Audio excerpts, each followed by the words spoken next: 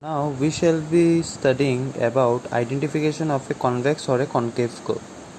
Now in economics or in mathematical economics you might be given an equation, okay, and you might be asked whether this equation, obviously we know that equation can be plotted in form of a graph, and this equation may be plotted in form of a curve or maybe plotted in form of a straight line.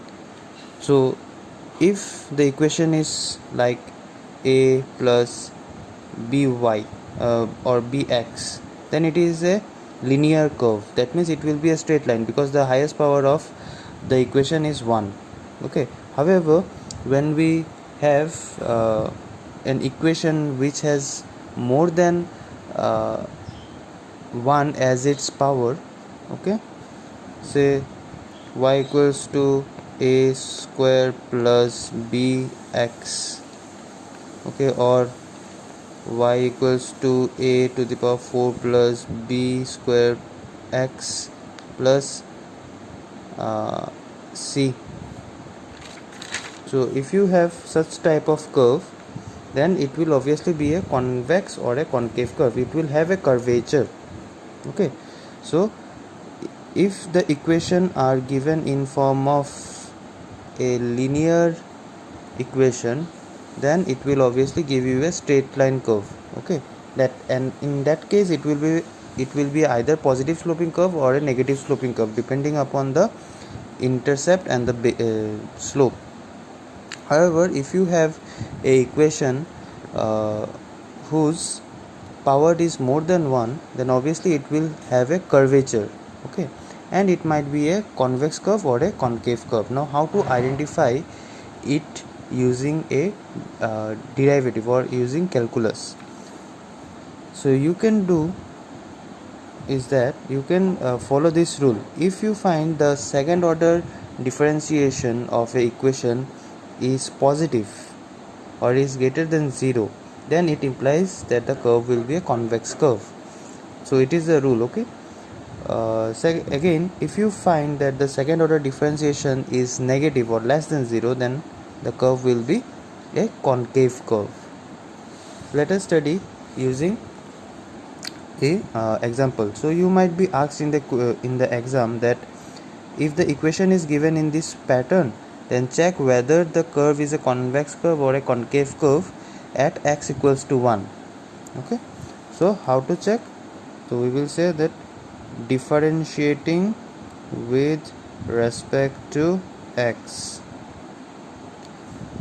then dy by dx will be equals to 4x cube plus 18x, and that part, the 7 will become 0 because it is a constant, huh?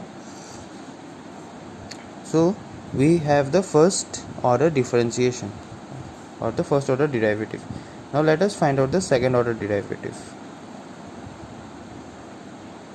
What will be? It will be of this form.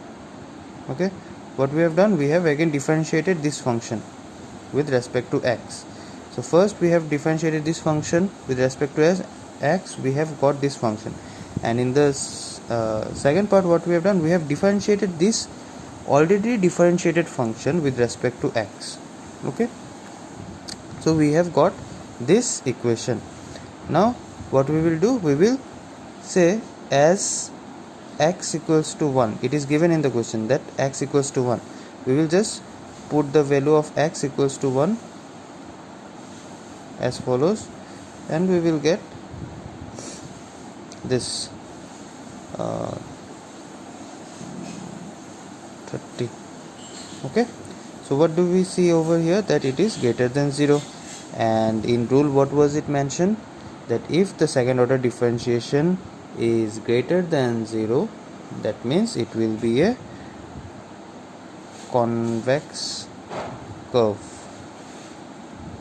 at x equals to 1.